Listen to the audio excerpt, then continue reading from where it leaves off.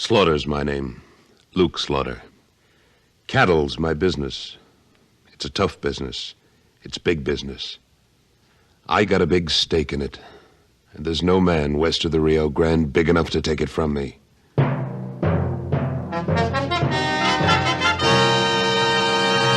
Luke Slaughter of Tombstone.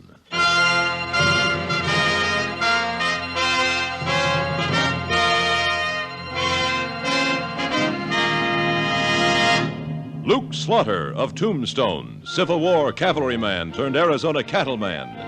Across the territory, from Yuma to Fort Defiance, from Flagstaff to the Huachucas, and below the border through Chihuahua and Sonora, his name was respected or feared, depending on which side of the law you were on.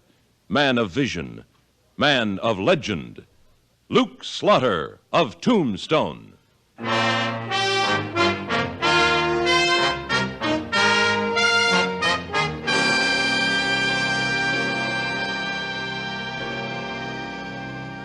Like a violent storm or an earthquake, you can feel a lynching coming on long before it arrives. And there was lynch in the air that afternoon in Tombstone. Well, if you gents is so uncommon concerned over a few rustlers, why don't you catch 'em same as I do? Hello, Sutton. Afternoon, Slaughter. Yeah, I got me one in jail right now. My boys picked him up red-handed last night. You wanted to see me? Yeah, we may be in for trouble. Listen. There's only one thing good enough for rustlers, I say, and that's hanging. I caught me one, and that's what's going to happen to him. McCardle. I say, huh? Well, looky here. Two stalwarts of the Cattlemen's Association. You gents gonna come around to the courthouse and see the fun? What fun, McCardle. What fun? Why, ain't you heard? My wranglers caught a rustler on my spread last night. Caught him red-handed, butchering a yearling. We're gonna hang him this afternoon. It's not up to the judge. The judge? Why, this is a plain case of out-and-out law-breaking, and I aim to see justice done. When is the trial? The trial. Oh, yeah. The trial is going to be at 2 o'clock. And all you gents is invited. Come on, everybody. Let's go to the trial. See what I mean, Slaughter? Yeah, I do, Sutton. We'd better go to the courthouse and see to it that McCardle doesn't do something we'll all have to answer for.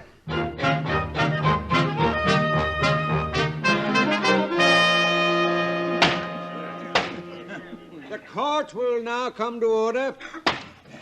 The deputy will bring in the prisoner. Say, Sutton, What is it, Slaughter? I think I know that man. What's your name? Yancey Bell. I do know him. You know the charge. Cattle rustling. Now, how do you plead? Guilty or not guilty? Neither one. Well, you gotta plead one or the other. Well, I don't. Who's the plaintiff in this case? Why, you know dang well I am, Judge. And he pleads guilty. My men caught him butchering a yearling with my brand on it and my property. Now, come on, let's get this over with. Hold your horses, McCardle. I ain't holding no horses. You make your decision so us law-abiding people can string this hombre up. Well, a man's entitled to a fair trial. Well, he's getting it. Now, come on, say it. Your Honor. Slaughter, you stay out of this. Your Honor, I know this man. Hello, Yancey. Luke. Luke Slaughter. It's been a long time since Vicksburg. I recognized you even without the cavalry uniform. What is this? I'll tell you what it is, McCardle. This man and I soldiered together in the Illinois cavalry during the war. Unless he's changed a lot since those days, he's not a thief. You're butting into my business, Slaughter. This is a public trial, McCardle. And I'm taking on the job of this man's attorney. Any objections, Your Honor? Why, no. Now tell the court, Yancey. Did you butcher that yearling? Yes. Yes, I did. Why? Because I was hungry. I don't know this part of the country, and I didn't know I was so close to town. You intend to pay for it? I would have if there'd been anybody to pay. Do you have any money? I had $500 Mexican until last night. What happened to it? The men who jumped me took it. There, that's a lie, a lie! You gonna take the word of a stranger against my men? Being a stranger doesn't make him a liar. He's not a stranger to me, McCardle. Now, what do you figure that yearling was worth? What's that got to do with it? I'm going to pay for it and request the court to release the accused. What? $15. That ought to cover it. You can't do that. I am doing it. If the court so pleases. Well, yes. Under the circumstances, restitution having been made and motive explained. What? Are you going to let this thief and rustler go? Yes. Yes, I am. I put you on that bench, Judge, and I'm going to take you off of it. You can't get away with this. And this is a court of law, Mr. McCardle. You cannot intimidate the bench with threats. Case dismissed. Why, you... Thank you, Luke. Thank you. I'm staying down at the San Jose house, Yancey. Let's get your stuff and go down there so we can talk in private. You'll pay for this slaughter. I already have $15. Come on, Yancey.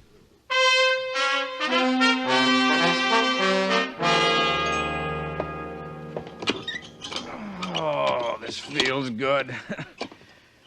I haven't been on a bed in over 2 weeks. You weren't on a bed for 2 years during the war. Yeah, that's right. You realize it's been nearly 15 years? Yeah. We were kids then, Yancey. Greenhorn kids. What have you been doing since? Went east for a while, New York. Big town was too much for me, though. Finally went home to Quincy a couple of years back, and I got married. That too much for you, too?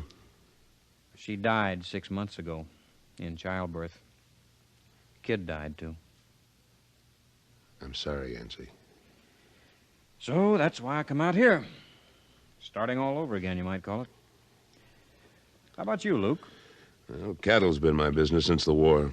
Kansas, Texas, Tombstone. You must be mighty big in these parts. That was quite a show you put on in the courtroom. No, you were getting a raw deal. You mind if I take my boots off? Feet are kind of swelled in. No, go ahead. Stretch out. You're welcome to anything I've got till you get organized. That's mighty nice of you, Luke. Especially since I've been cleaned. Yeah, it's the least I could do. I remember a sniper one night about 4 weeks into the siege of Vicksburg, and what you did about him. That's long ago, Luke. Forget it. Man doesn't forget things like that. Hey, you've lost a spur. Yeah, those Jaspers weren't very polite when they jumped me last night. Took 500 Mexican silver, huh? Yep. I aim to get it back, though. Well, I'll handle that for you. You just take it easy. I got some work to do over at the Cattle Association office. Yancey, you aren't leaving anything out on this yearling butchering, are you? When I get ready to lie to you, I'll let you know in advance, Luke. Yeah. Well, you'll get some rest. I'll be back about supper time.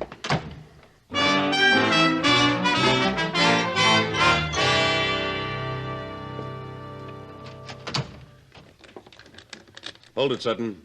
Oh, I was just closing the office. Well, I'll close up later. I want to check on the bills of sale on that last herd I brought up from Texas. Yeah, all right. Say, that was quite a stunt you pulled in court today. Well, the way I figured it, Yancey Bell was being railroaded. I would have stopped that even if I didn't know him. Yeah, some of the boys thought you was taking a little too much into your own hands. Wasn't that just what McCardle was trying to do? Yeah, I suppose so. But how do you know he's innocent? He says so. Yeah. Well, think I'll tie on the feedback. See you later. So long, Sutton.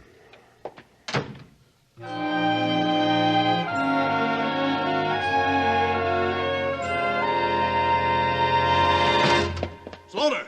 He's Slaughter! Slaughter, wake up! Wake up! Oh, Come on Sutton. I must have dozed off. Say, what time is it anyway? Time? Why, it's almost 8 o'clock. 8 o'clock. I forgot all about supper. Slaughter, listen to me. What are you so all fired upset about? There's been a shooting at the Crabtree livery stable, right next to the San Jose house where you're staying. Who got shot? Drake McCordle.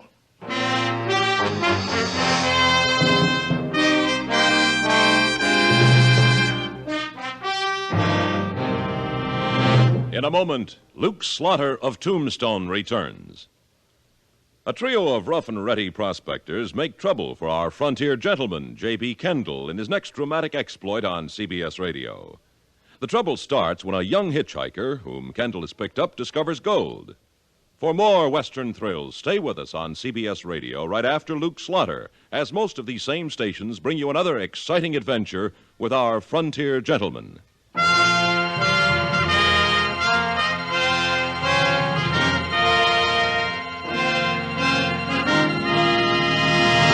And now, Act Two of William N. Robeson's production of Luke Slaughter of Tombstone.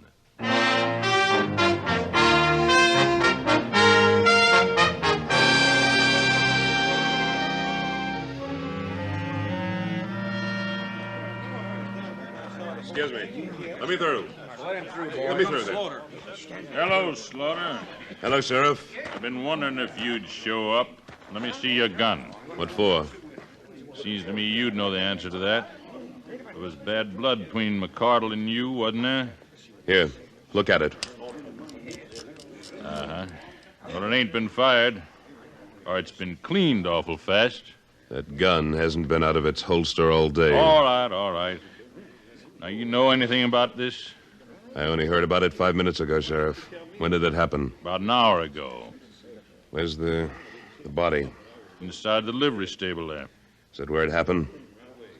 You're asking an awful lot of questions, Slaughter. Now, let's get one thing straight, Sheriff. I'm as interested in who committed this murder as you are, maybe even more so. If I get him before you do, I'll turn him over to you. All right. Why, you cattlemen can't leave things to the law. Where did it happen? Right here in the alley, in front of the livery stable. Anybody see it? Jack Crabtree, the owner of the stable. Hey, Jack. Yeah, Sheriff. You come here. This gent wants to know what you seen. All right, I'll tell him. I sure will. Oh, hello there, Mr. Slaughter. Missed the fun, didn't you? Well, darndest thing I ever saw. I was telling the sheriff and the boys here Just tell me what happened, Jack. Well, I was sitting back there by the harness rack working on a snaffle bit, and I heard somebody singing out here in the alley. You know how a man will sing when he's had a couple of snores.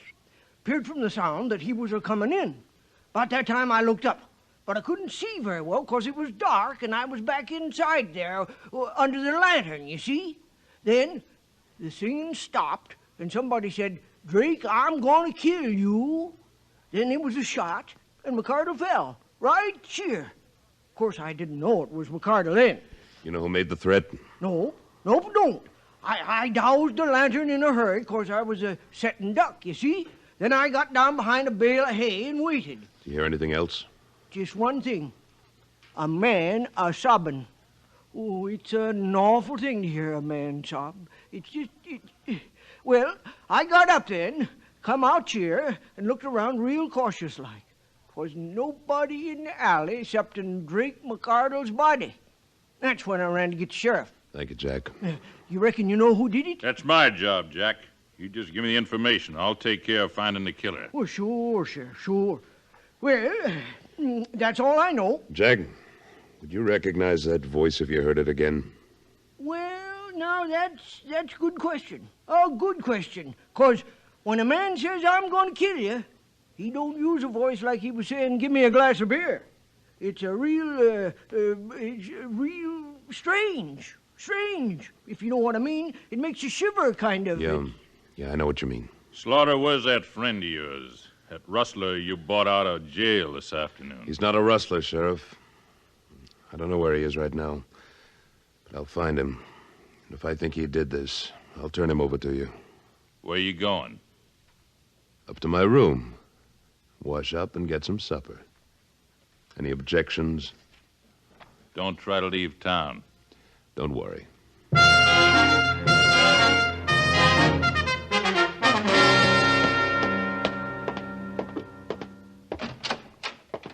Oh, Luke. You missed the excitement. You know about it. Couldn't very well help it. Quite a commotion out there in the alley. How come you didn't go out and join the crowd? Well, I look at it this way.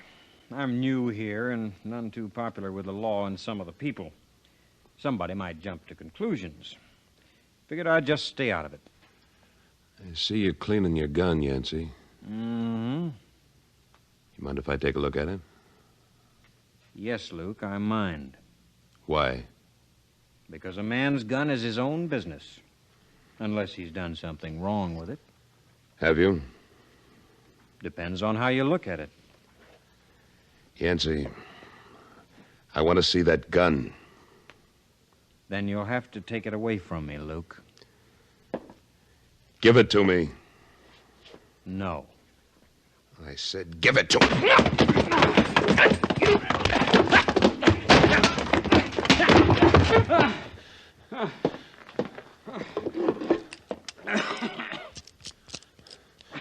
This gun's been fired recently, Yancey. I didn't say it hadn't. Did you kill Drake McCardle? It isn't the question you're asking, Luke. It's the way you're asking it. I'm not going to answer you. I'm trying to help you, Yancey. I'm trying to help you. Then you'll have to find some other way to do it.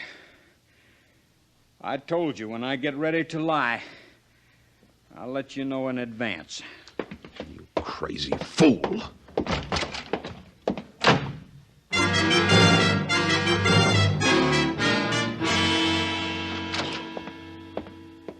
Well, Slaughter, I thought you was going out for some supper. I'm changing my mind, Sheriff. You have anything new on the killing? I'm working on it, Slaughter. I'm working on it. Ain't very much to go on so far. Well, what about McCardle's enemies? Oh, he had lots of them. He was a pretty bull-headed man. If he couldn't get his way by asking for it, he got it by force. I know that. You know of anything that happened today that'd make somebody want to shoot him? Well, you're about the best man to answer that question. You beat him out in court, and he didn't like it at all. Did you turn up any clues in the alley next to the body? Clues? Well, empty cartridges, footprints, anything like that? Yeah, there were some cartridges, but they was old ones. As for footprints, with all them people milling around afterwards, there was lots of them. Nothing at all, hmm? One thing. Might not mean nothing at all. Again, it might. This. Broken spur. Yeah. Well, I see you got both yours, so that lets you out. But when I find the man who's missing one, I sure want to talk to him. Can I borrow that for a little while? What for? I saw a man with one spur missing today. This might make two missing. Just point him out to me. No, Sheriff, this is my play. I'll make it alone. We had one killing. We don't want another. There won't be, if I can help it.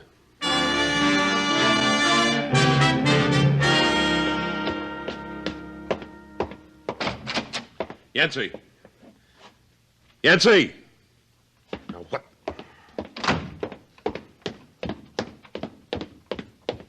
Hey, Pop! Oh, yeah, Mr. Slaughter. You been on duty all evening? Oh, yeah, ever since supper.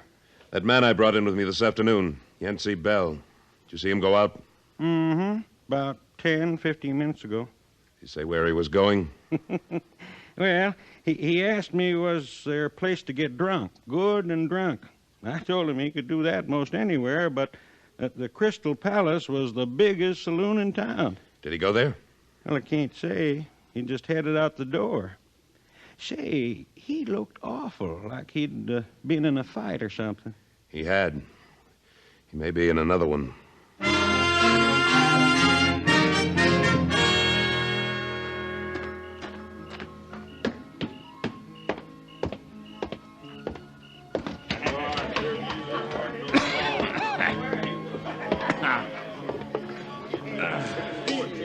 Where'd you get the money to buy that liquor, Yancey?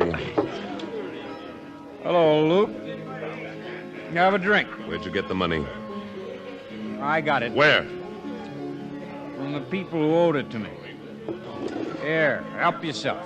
Did you take it by force? You might say that. But it was mine in the first place. Let me see your spurs, Yancey. Spurs? What for? Just let me look. Sure. You were missing one this afternoon. Now you're missing two. Sure am. Does that one fit where the left one's broken off? Can't tell without trying, can we? Let's see. Yeah, it fits. Where'd you find it? In the alley, back of the San Jose house, near Drake McCardle's body. I guess it must have broken off there. Then you were in the alley. Luke, it's customary for a man to put his horse up at the stable nearest to his hotel. Sure, I was in that alley. Yancey, let me have your gun. I'm going to turn you over to the sheriff. You're going too far, Luke. A man's entitled to his privacy and his pride, and you're going too far. I'm taking you in. No, you're not. Drop your gun belt, Yancey. I'm warning you, Luke. I'll shoot. Now make your play. You want to know who killed McCardle? I'll tell you who killed him. It's the judge. Drunkard and a hoodoo. You can't push a man around forever, I told him. A man's got some rights. A man can be pushed so far, and I did his dirty work for him. I was covering up for his rustling. And the first decent thing I do, letting that fellow off, he has his riders jump me and beat me. And I told him, I said to him, Drake, I'm going to kill you. And he didn't think I could do it, but I did. I did it just like this. He was mean, and he deserved it. I did it. Easy, Judge. It's all over now. I'll take him slow. All right, Sheriff. Come on, Judge.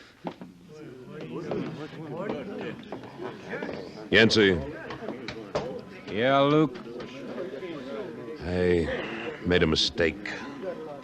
A man can't always be right, Luke. I understand. Thanks. Now, about my gun and this money. No, you don't have to tell me. Like you said, a man's entitled to his privacy. I want to tell you. I was out east of town late this afternoon practicing on rattlesnakes when one of the hands that jumped me last night came along. I guess I got a little mad. He had $20 on him, so I took that on deposit. Why were you practicing shooting? Because no man living can call me a cattle rustler. If the judge hadn't gotten him first, I'd have killed McCardle. Was it that important to you? Pride's a real funny thing, Luke. I guess I don't have to tell you that. No, I guess not. Can I buy you a drink, Yancey? Now, that would make me right happy, Luke. And then I'm going to buy you one.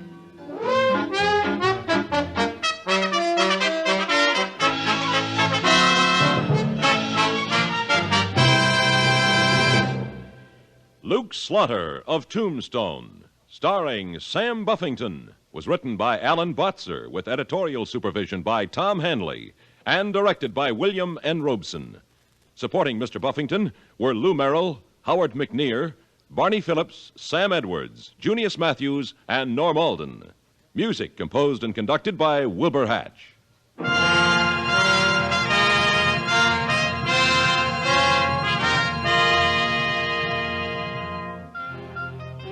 Next week at this time, we return with Slaughter's the name. Luke Slaughter. When we meet up again, you can call me that. Luke Slaughter. Now stay tuned for Frontier Gentlemen, which follows immediately over most of these same stations. This is the CBS Radio Network.